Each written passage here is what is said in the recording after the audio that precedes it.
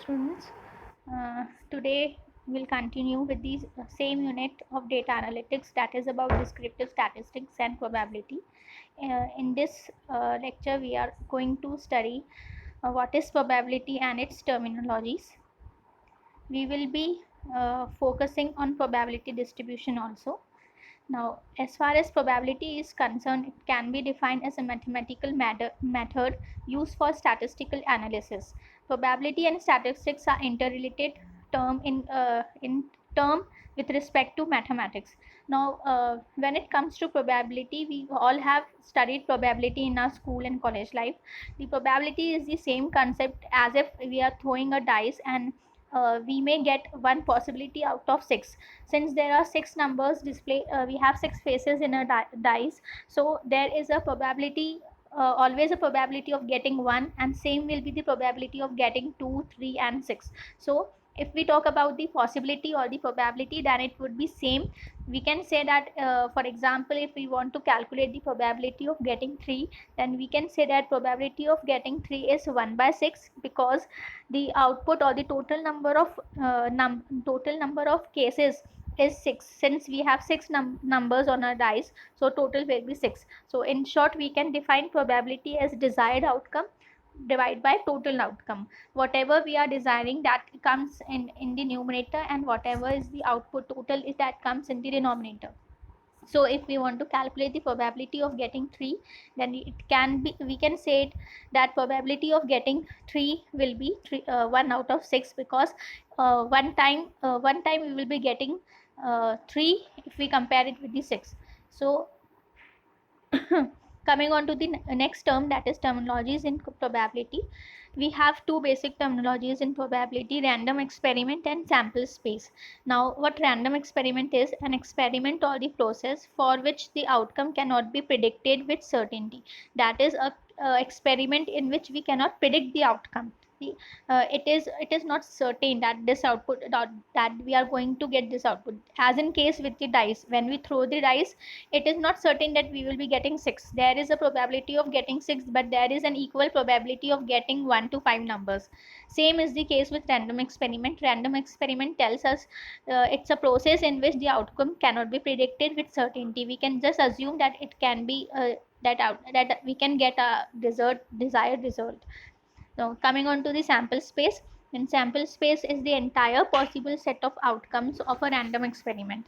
Like whatever possibilities are there, whatever the whole set of outcomes, whatever we are assuming, that comes in the sample space, and it is denoted by S.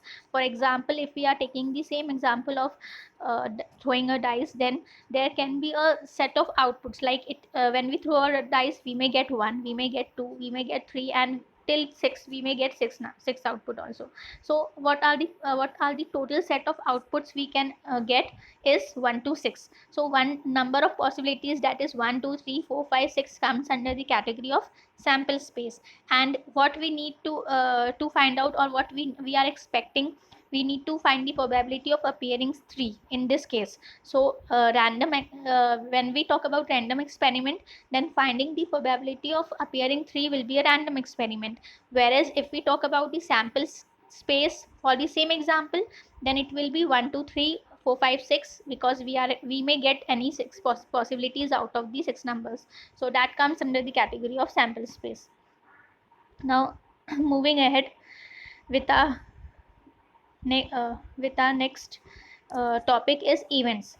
Now when we talk about probability, events also plays a major important role. But then it can be defined as one or more outcomes of an experiment. Whenever we are performing an experiment, then we may get one or more outcomes. We may get one output, or we may get more outputs. So it depends upon the case we are dealing with. So we can define event as one or more outcomes of an experiment, whatever we are performing. If we consider the same example as we took, that is the example of throwing a dice, then in that case also, it will be a probability of getting 3. So in this example, it will be the events are considered as the probability of getting 3. So coming on to the types of experiment, basically we have two types of experiment: disjoint sets and non disjoint sets. Now we'll start with the basic one, that is first one, that is disjoint set. It pretty easy to understand what are disjoint set by referring the diagrams. Now when we refer this diagram, we have two balls x and y of green and blue color. Now what are disjoint sets? When we talk about disjoint sets, then disjoint sets are the sets that do not have common outcomes. That is, if any example we can take which does not have common outcome, that comes under the category of disjoint sets. For example, example is shown in which a card can be drawn from a card deck, and it can be either queen or king. Same is the case, like if I am taking out the card from a card deck, if I am picking any card, it can only be queen, or it can be queen king, or it can be one, or it can be two, any number it can be. It can't be one card can't indicate two numbers, like it can't be both king and queen. So if we are picking any one card, there is a possibility that any one could be picked, like it could be king or it could be queen, which it can't be both. So this is known as disjoint set, in which common outcomes are not there. Now, when we talk about the non-disjoint sets, then as shown in the figure, there exists a common outcomes. Like in case of A and B, we have two sets A and B, and in A and B we are having a common outcome, that is A and B. That is, the common outcomes are the part which exists in both A set and which exists in B set also. So, example we can take as a student having a mark sheet, and he is getting 100 marks in maths also, and he has got 100 marks in science also. So what is common in this case? Student is common, because the same student is getting marks in maths and in science. And the other thing which is common is 100 marks, because the student is scoring 100 marks in maths also and in 100 marks in science also. So in this case both the terms are constant, that is the student and the 100. So two terms are common in this particular example. So any example or any sets in which there exists a common property between the sets are known as disjoint sets. So students, I hope I'm pretty clear with both these terms. Moving ahead towards our next important topics, which is probability distribution. Now when we when we talk about probability distributions, then probability distribution functions are broadly classified as probability density function, normal distribution, central limit. These are the three terms which are basically comes under the category of PDF. Now what PDF is, probability density function is concerned with the related likelihood for a continuous random variable to take on a given value. Now what does it mean? It means that probability density function is basically indicating a range of a random variable. Like the random variable may vary between the range. So the diagram which is shown on the right hand side, it is indicating the range. The red mark is indicating the range of a random function where it can lie. So if we talk about any random function, it can lies within the portion of the red mark. So that red mark is indicating the range of a random function. So PDF is nothing but a function which basically it is indicating the range of a random function where it can take place. So PDF basically gives a probability of a variable that lies between A and B. So PDF is finding a probability of a continuous random variable over a specified range. In short, we can say that PDF is nothing but it is just showing a range of a continuous random function. What range we are talking about? About the probability of its occurrence. So moving ahead with the normal distribution now. Normal distribution is also known as Gaussian distribution. The idea behind is that the data near the mean occurs more frequently than the data away from the mean. Now, what does it mean? It means that if in any particular example, the data which is near to the mean, the occurrence of that data will be more if we compare it to the data away from the mean. Now, in short term, we can say that the data around the mean can represent the whole entire data set. Now the example we can take, for example, as shown in the figure, we have compared the height of men and women. So if you can see the height of average height of women's are 60% of women are having average height, and 70% of men are having average height. So we can say that we can predict that since mean is the center of the curve, so mean is representing 60%, so 60% of women in India are of average height and 70% of men in India are of average height. So by referring the diagram and by calculation of mean, we can calculate the normal distribution. So actually normal distribution are always centered on the average value. So whatever is the center value, that value is actually representing average value. So since in this diagram 60% of women is representing the center value, so we can say that 60% is the average height, average women's 60% of women are having the average height. So by looking at the graph, we can conclude a probability. This is known as normal distribution, in which by referring the graph and by referring the mean, we can conclude with the probability portion. Now coming on to the factors for normal distribution. Now when we talk about normal distribution, we need to know two main points or two main calculation, which are mean and standard deviation. Mean is nothing but the average measurement, as we discussed in our last slide. So mean tells us where the center of the curve goes. So it actually determines the center of the curve. So if any curve is having a small deviation, then the curve will be more heighted. And if the any curve is having a large standard deviation, then the curve will be of short height. So any mean can be calculated by just referring the center of the curve.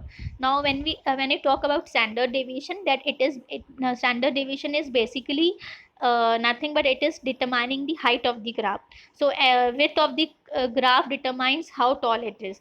Like it can be shown in the figure. It is very clear to be observed. Like in the first case, standard deviation is very small, so we are getting a heighted curve. And in the second case, standard deviation is very large, so we are getting a curve of normal height. So in this way, it depends upon the standard deviation, and according to the standard deviation, the height of the curve can be determined. Coming on to the last one, that is central limit theorem. Again, it is a very important topic in this category. When we talk about central limit theorem, it states that the sampling distribution of the mean of any independent random variable will be normal or nearly normal if the sample size is large enough. So it means that when we take the whenever we are calculating the mean of samples and the mean of population, we need to calculate the mean of samples separately and mean of population separately. And in any particular example of in any particular case, if we are calculating the mean of sample and mean of population, then it has to be similar, approximately equal or almost equal or equal to the mean of the population.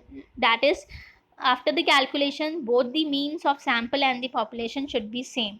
This is known as central limit theorem, uh, in which the mean of the sample and the mean of the population comes out to be same if the sample is representing the mean, and if the mean are same, that it is indicating that that particular sample is representing the population. See, it may sometimes happen that the sample we are observing or sample we are considering is not does not belong to the population. It may happen that there may be a number of population, and the sample we are observing, it got mismatched, and we are observing a wrong sample which does not belong to our population. For example, if there are 5 population and there are 10 samples, and I'm working on sample number 5, and I'm assuming that my sample belongs to population number 1. But the fact is that my sample 5 is not of population number 1, it is of population number 2. So what we need to check is very first criteria is we need to check whether the sample we are observing that comes under the category of the population we are assuming. So in this case, what we need to do, we need to calculate, I need to check whether the sample I am working on is of that particular population or not. So for that, what I need to do, I need to calculate the mean of the sample, and then I need to took the mean of the population. If I compare, if I found that the mean of the sample and the mean of the population are matching with each other, or they should be almost equal to, or they should be equal to, if they any of the criteria matches, that means that my sample belongs to that particular, that specified population. If they are not matching, that means that sample is not under the category of that population, and I need to go through that, or I have by mistake chosen the wrong sample for survey. So in this case, we can just, by central limit theorem, we can just determine whether the mean of the samples and the population are matching or not. So students, I hope I'm clear with this point also.